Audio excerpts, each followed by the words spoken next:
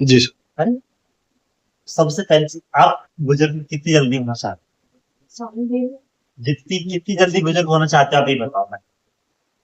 मैं बुजुर्ग होना हो रहे हो धीरे धीरे, बाल झड़ रहे हैं आपके, चेहरे पे झुर्रियां आ रही हैं आप लोगों को, क्यों आ रही? अगर आपको इन सब चीजों से बचना, तनाव से बचना, बुढ़ापा जल्दी नहीं लाना शरीर के अंदर, बालों को जल्दी नहीं झड़ाना, चेहरे पे झुर्रियां नहीं लाना, तो आपको एक चीज करनी है कि जो तनाव, जो चिंता है, जो एंजाइटी है, उसको कम करना पड़ेगा। सर हम एक हर हाँ सर।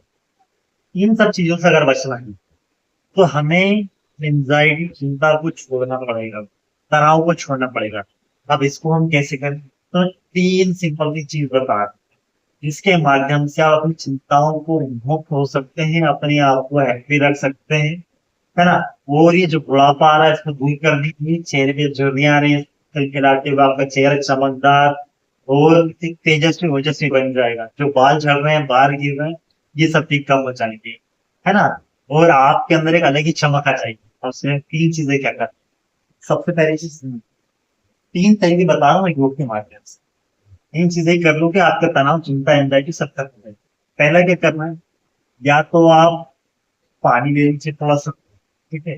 पानी नहीं तो ऑयल ले लीजिए थोड़ी सी। उसको यहाँ बीच में, यहाँ पे आपको डालिए, दो बूंद चार बूंद सबको डालना है, और अपने हाथ, सीधे हाथ को देखिए, और उसको डालने के बाद ऐसे उसको, इससे क्या होगा कि एक तो आपकी जो तनाव है, जो चिंता है, जो आपके मस्तिष्क में परेशानियां बार बार खड़ी कर, वो चीज इससे खत्म हो जाएगी। कब? दूसरा, आपकी मांसपेशियां जो है, दिमाग की वर्किंग रहेगी, तो जिससे ब्लड सर्कुलेशन जो आपका वो सही से चलने लगेगा, तो आपके जो बाल गिर रहे हैं बार बार, कमजोर हो रहे हैं, सफेद हो रहे हैं, वो भी कम हो जाएंगे। बाल भी अच्छा ग्रोथ करेगा, काला रहेगा, बाल झड़ेगा नहीं, बाल मजबूत बनेगा, वो तनाव भी पूरा खत्म हो जाएगा। पहली चीज ये है। दूसरा, भ्रामरीकरण।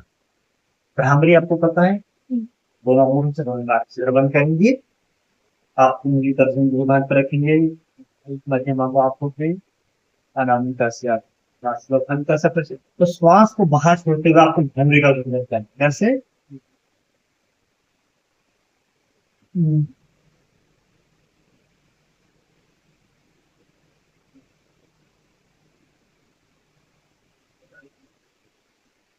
इस प्रकार से 5 से 7 बार आप करेंगे, तो आप देखेंगे कि आपका जो मांसपेशियों में जो तनाव आता है वो धीरे धीरे पूरा खत्म हो जाएगा।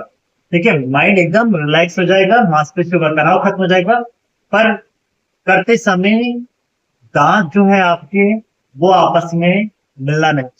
दांत, मुंह मुंह से करेंगे पर मुंह अंदर से खुला रहे, तो जो कंपन है वो अच्छे से होता है। ठीक है। तीसरा और अंतिम आपको करना है वो ये ट्राई, ओम का उच्चारण।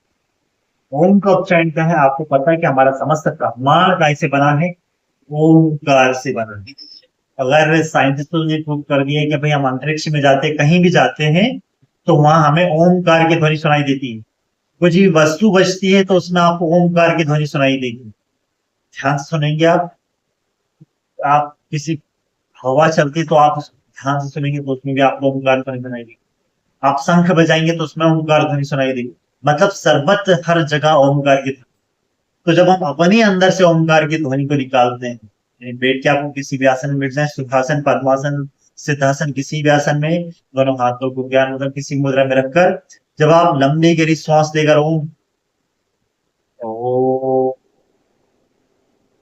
ओम,